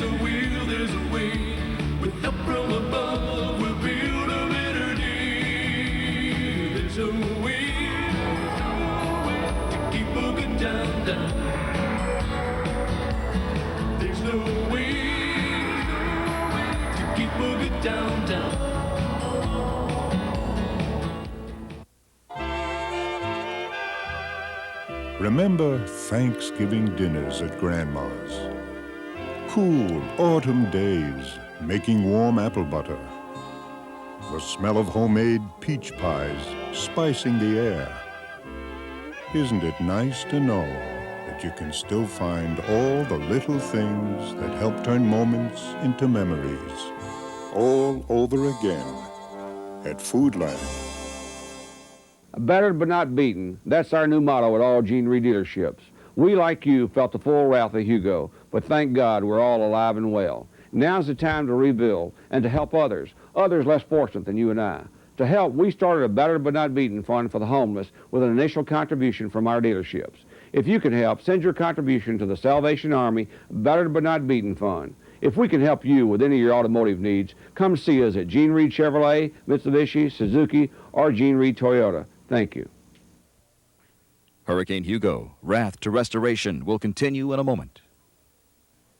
Hi, everybody. I'm Oprah Winfrey, and it really makes me feel good to be on WCBD with Terry Casey and Leslie Lyles and Dan Ashley and Rob Fowler and the rest of the TV2 Action News team, because these people really do care about everyone in the Low Country. They risked their lives the night Hurricane Hugo devastated the city by staying on the air and keeping you informed. And that is why they are a part of the best news, the best team. TV2 Action News really does work harder to help you. Don't you think, guys? Yeah. Absolutely. Absolutely. I don't have to tell you that Hurricane Hugo was a disaster. 75% of SCE&G's system was destroyed. We normally have 300 crew personnel in the Charleston area, but after Hugo we brought in 2,500 outside utility personnel, all working 16-hour days. With this help, what we thought would take 4 weeks to rebuild was accomplished in just 17 days. But most of all, we want to thank you, our customers, for working with us, being supportive and patient.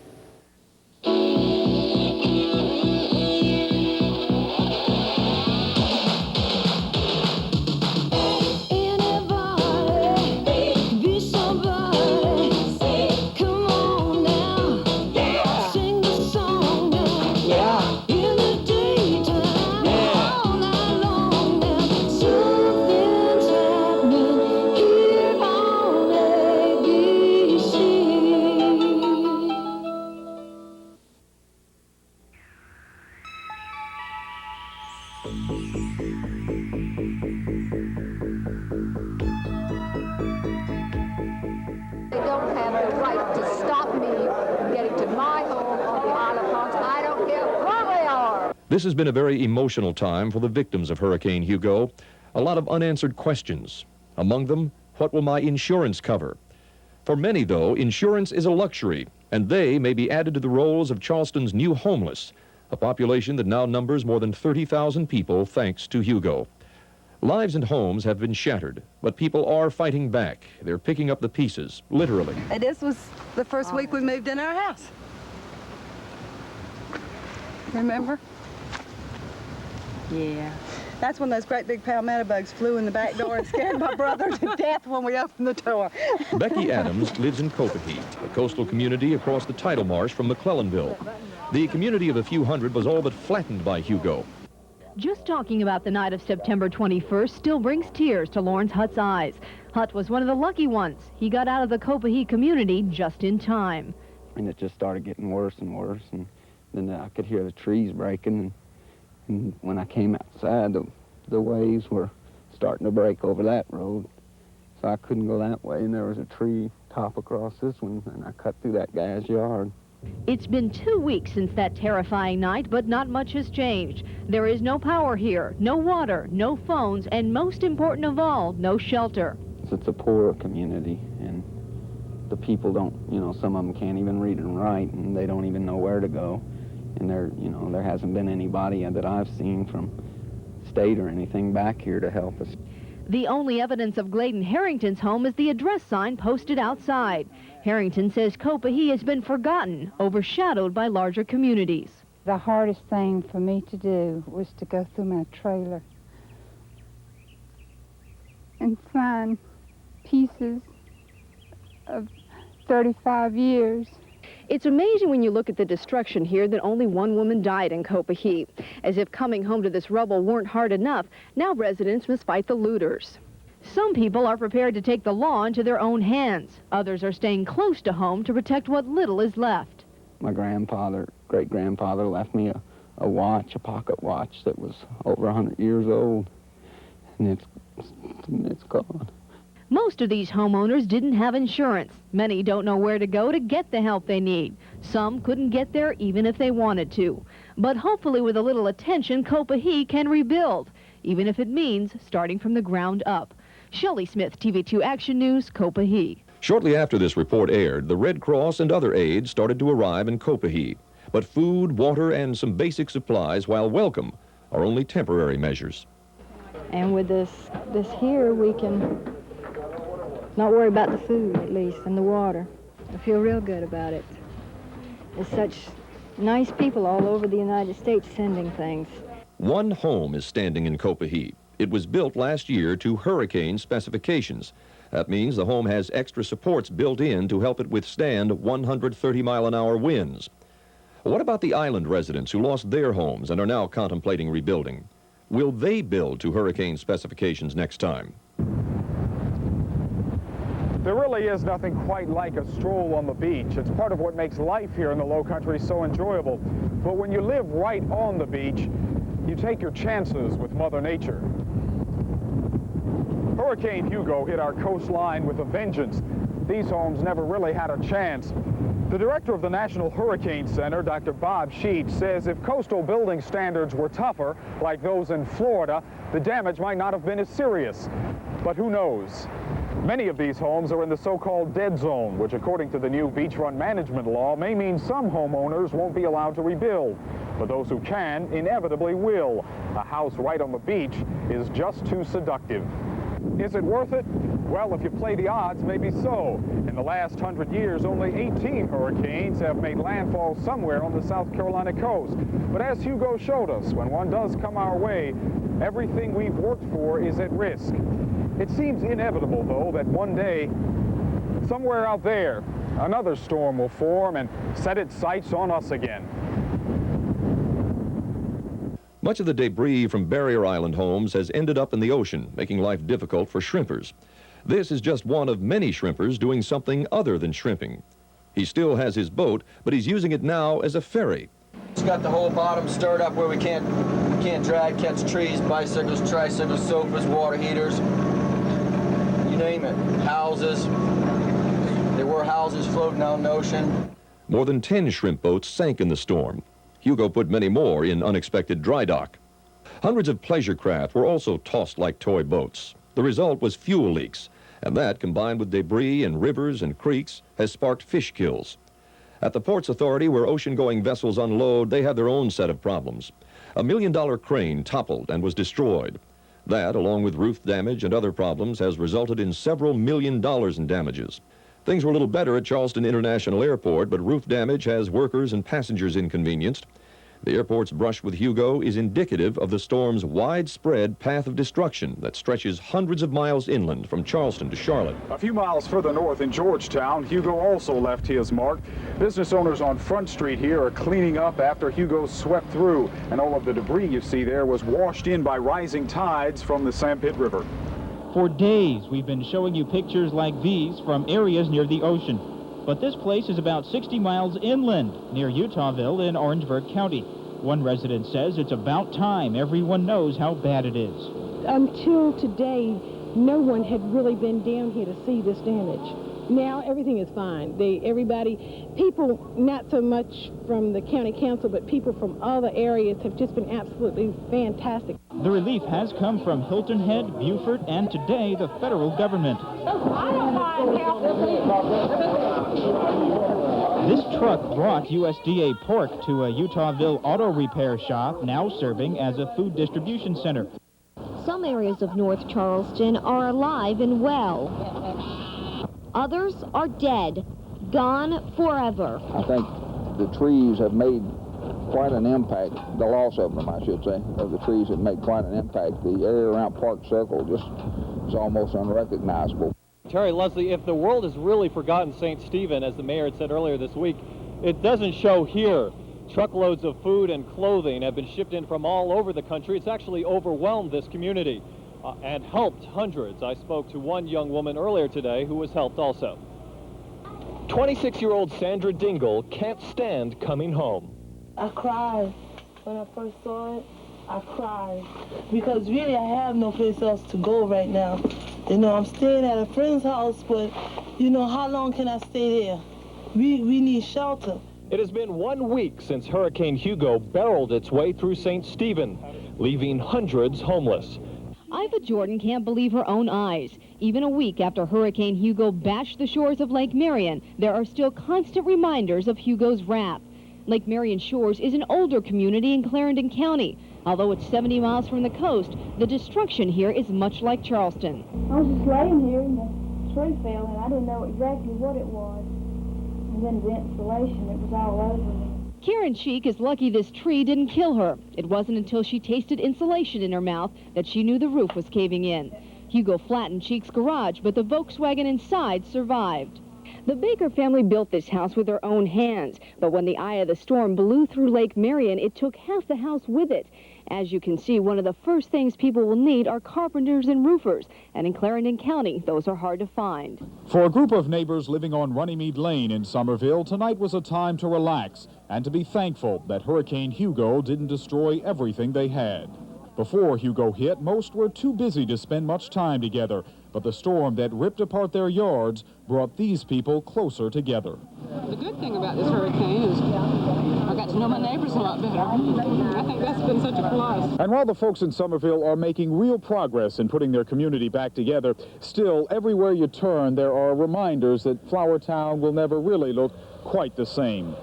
Education in the Low Country was disrupted by the storm. Charleston County schools took the hardest hits, students winding up with an unplanned 3-week vacation.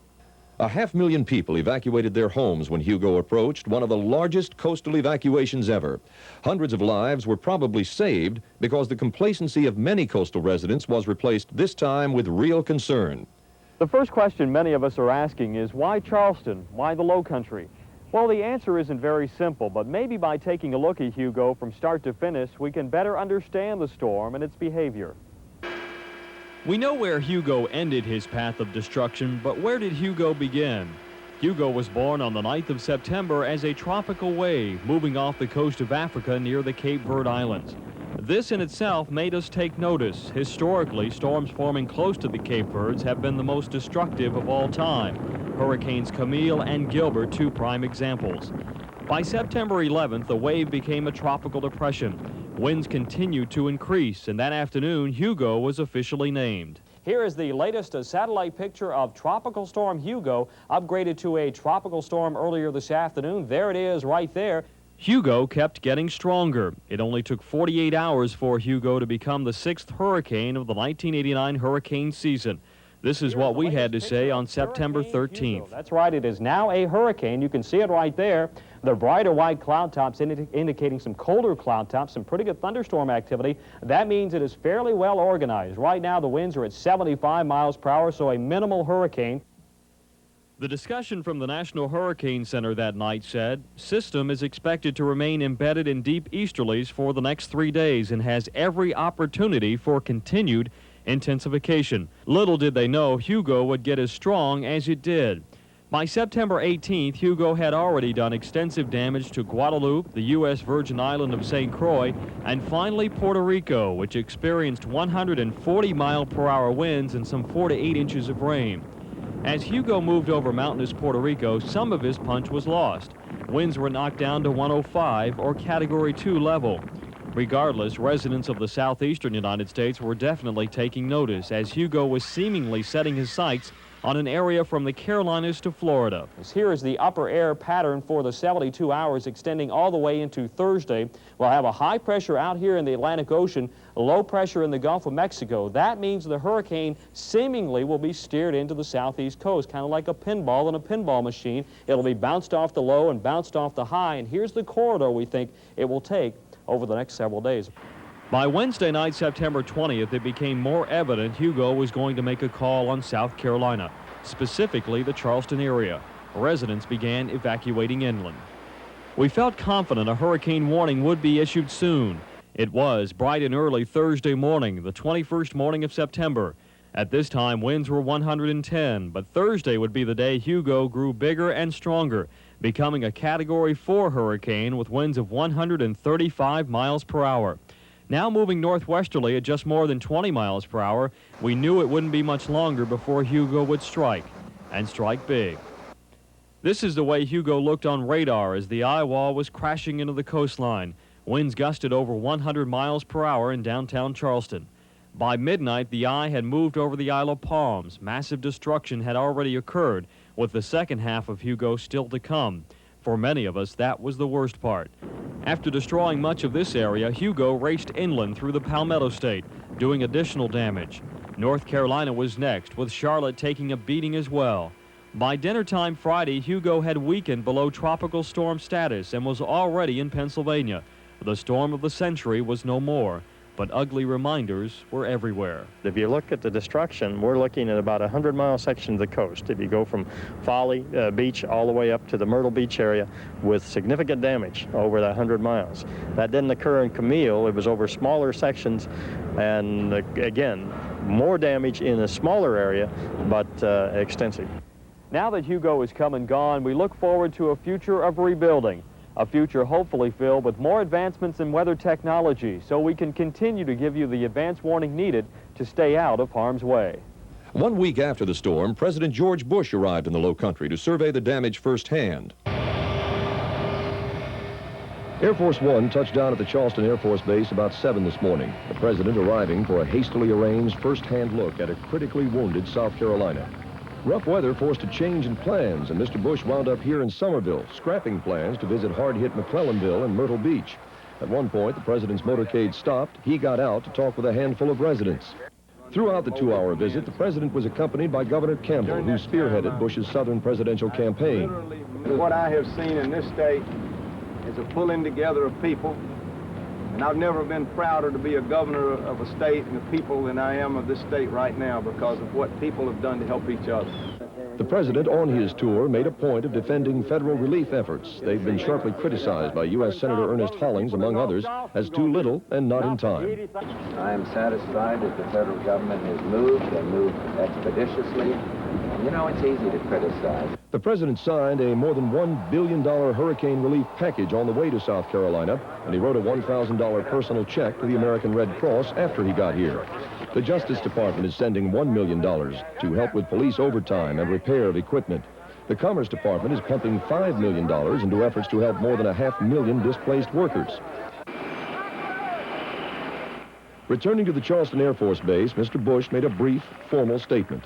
Even though the trip was short, I had a chance to talk to some of the people, and I commend the spirit of the people of South Carolina. The president reportedly very moved by the slice of devastation he saw, by the outpouring of generosity from all quarters, and by the needs in all quarters. And that is what he is taking back to the White House. The national press was along for the president's visit. They were also here before, during, and after Hugo. But as is often the case, the aftermath of Hugo has been replaced by other headline stories. But when Oprah Winfrey brought her show to town 2 weeks after Hugo, national attention was focused on the relief effort needed for the Charleston area. We're on location today at the King Street Palace in Charleston, South Carolina. And I'm standing here today in the midst of the brave souls that battled Hurricane Hugo, and they survived it. Yes! It was fitting the show would be held downtown. You have to wonder how the historic buildings would compare Hugo to other hurricanes they've weathered. But the 300-year-old buildings held up pretty well. That's important because most view this area as the anchor of the tourist trade that is so vital to the Tri-County's economy. The high-rent district near the Battery appeared to weather the storm well, despite 5 feet of water. It was there that Leslie Lyles spoke with Mayor Joseph Riley about Charleston's efforts to rebuild. How do you think Charleston got through it? Would you have done anything differently?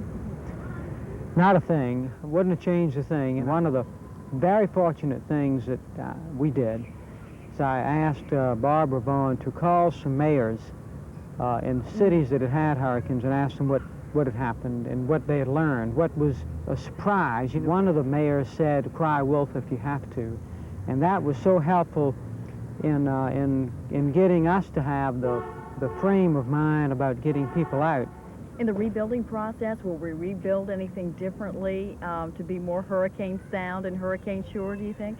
Well, I think one of the things that I want us to look at is our building codes. And I think a lot of people were surprised when right after the storm, shortly after the storm, you were encouraging tourism. we made a special effort to be able to say that the tourists could come back, and the horses and buggies are now on the streets, and the bus tours, and people are walking, the chimes are ringing, and people are back, and that's our economy. And when you emerged from City Hall after the storm in the dark, were you surprised by what you saw?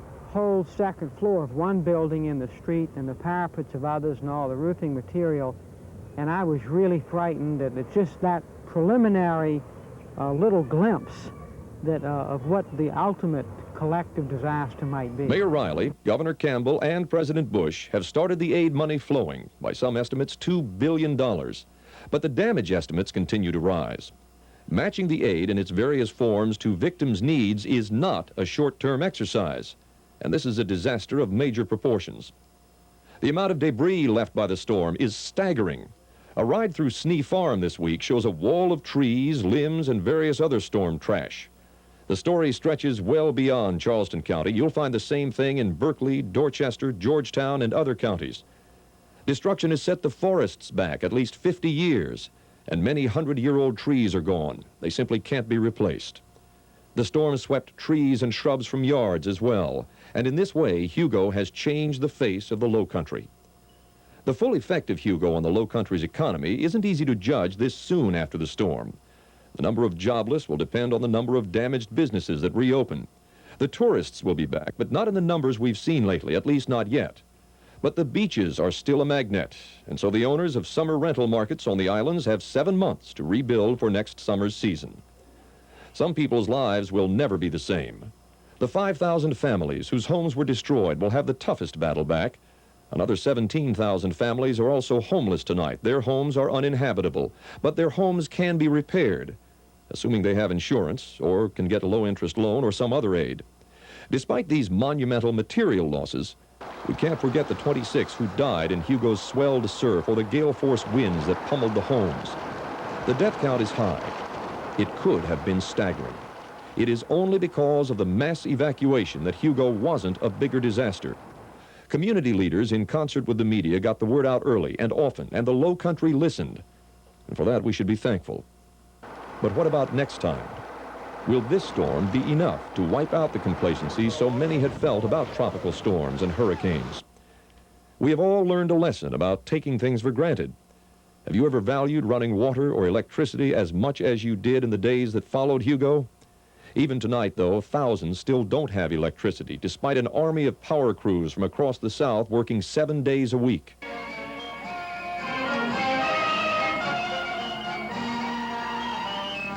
Strike up the band and let's hear it for the spirit of the people. This was the Raise the Roof rally, one of many programs aiming to bridge the gap between public and private aid programs and put a roof over everyone's head. From hot dogs and flag waving to singing, it's great to see the Low Country coming back from the wrath and headed to restoration. We will all carry mental images of Hugo. Allow us to share a few we found. The Coburg Dairy cow before Hugo, and now after Hugo. The cow is in a different pasture. Boats were found everywhere, from the 10th green at Wild Dunes to a new mooring downtown, or perhaps an unlucky owner who thought otherwise. This shot almost defies description, except to say that it's all that was left. The images of the Ben Sawyer Bridge may best capsulize the whole Hugo experience. A police car races across the bridge the night of the storm. That night, the bridge spun wildly, and we found it the next day useless, and island residents powerless to return to their homes. But after days of hard work, the Ben Sawyer is put back in place. Once again, residents can travel the span. We all have bridges to cross if life is to return to normal. From the outset, they warned this could be the year of the big one. They were painfully right. Hurricane Hugo seared our hearts and minds with a kaleidoscope, a horrifying kaleidoscope of sights and sounds, a kaleidoscope of memories. Now, cleanup is underway now, But 3 weeks ago, we were all in a state of shock on the heels of Hurricane Hugo's savage sweep across South Carolina. It seems so long ago, but the memories are so vivid it also seems like just yesterday. 3 weeks ago, we were paralyzed by a killer storm that took homes and jobs and so much that was familiar to us. The trees, the loss of them, will be a horrible reminder for years. But what emerged from the onslaught has been the strength and the spirit of a people who won't be beaten by Hugo or anything else. And people are the real story of the storm. So many suffered and still are. So many risked their lives to save others. A handful sounded the warnings and led throughout the siege. And so many gave and are continuing to give so that we can rebuild physically and emotionally. That is the story of Hugo. That's also the spirit that must continue, that must prevail, really, if we are ever to be again what we were in the Low Country. I'm Terry Casey for the TV2 Action News Team, rebuilding in the aftermath of Hurricane Hugo. Ladies and gentlemen, Charleston County is now under a state of emergency. It is anticipated that Hurricane Hugo will be in the Charleston area earlier than first reported. Gale force winds are predicted by 3 p.m. tomorrow, Thursday, making weather conditions... Where does it end? Let's make a start. Take my hand, and you and I will do our part. How did it start? Let's make it end. The time has come for you and I to help a friend. 'Cause people that you may not know, although they could be you, were there but for the grace of God. It's time to see them through. Hands holding hands, coming together, hearts touching hearts, taking part, making it better. Hands holding hands, helping friends. We're pulling together, hearts touching hearts, taking part, hands holding hands.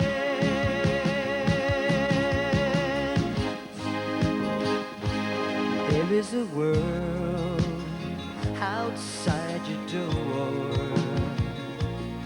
and it's time to give it love like never before. I know that you care. Come take a stand. Give it all. Get in line. Lend a hand. 'Cause people that you may not know, although they could be you, were there but for the grace of God. It's time to see them through. Hands holding hands, coming together, hearts touching hearts, taking part, making it better. Hands holding hands, helping friends. We're pulling together, hearts touching hearts.